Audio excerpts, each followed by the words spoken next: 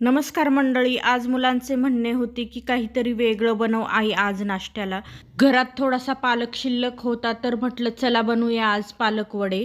सर्वप्रथम काय करायचं, एक मोठी वाटी भरून पोहे घ्यायचे आहे आणि ते स्वच्छ एखादं पाण्याने धुवून घ्यायचे, म्हणजे त्यातील धूळ निघून जाते आणि त्यात थोडंसं पाणी शिल्लक ठेवायचं. पोहे भिजतील इतपत. पालक छान बारीक चिरून घ्यायचा आहे आणि मिक्सर जारमध्ये 4 हिरव्या मिरच्या, थोडंसं आलं, 5 ते 6 लसणाच्या पाकळ्या, 1 चमचा धन, अर्धा चमचा जिरं टाकून बारीक वाटण करून घ्यायचं. एका मोठ्या भांड्यात पोहे काढून घ्यायचे, ते कुस्करून घ्यायचे.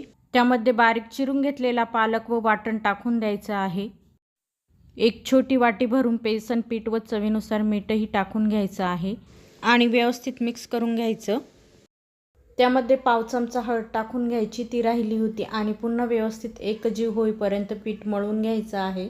गरज वाटली तर पाण्याचा हात लावायचा आणि 1 चमचा तेल टाकून घ्यायचं आहे. पिठाचा एक गोळा तयार करून घ्यायचा आणि छान गोलाकार साईजचे वडे बनवून घ्यायचे आहे. आपण जे साबुदाणा वडे बनवतो अगदी तसेच बनवायचे. वडे बनवण्याच्या आधीच मंद गॅसवरती तेल तापवायला ठेवायचं आणि सगळे वडे बनवून तयार आहे. तेलही व्यवस्थित गरम झालेलं आहे. एक एक वडा सोडून द्यायचा आणि छान उलटपालट करून तांबूस रंग येईपर्यंत छान तळून घ्यायचे आहे. वड्यांचा कलरही चेंज झाला आहे, काढून घेऊया आणि मस्त अशी वडी तयार आहे, बघू शकता.